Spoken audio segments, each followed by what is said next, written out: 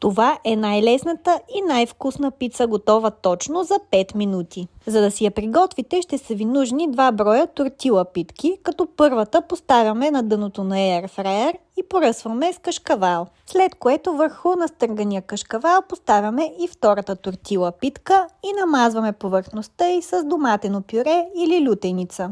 Добавяме плъшка шунка и отново поръсваме с настърган кашкавал. Тук идва най-лесната и забавна част, в която слагаме кошницата на Air в уреда, настройваме го на 200 градуса и слагаме таймера на 5 минути. Моят модел Air, както и други уреди, може да откриете в сайта на Техносклад. След точно 5 минути пицата ми е готова и уха е невероятно вкусно. Коричката на пицата е невероятно хрупкава, а по средата е мека и сочна. С моят код за отстъпка вкусно 10 се възползвате от 10% отстъпка за моят модел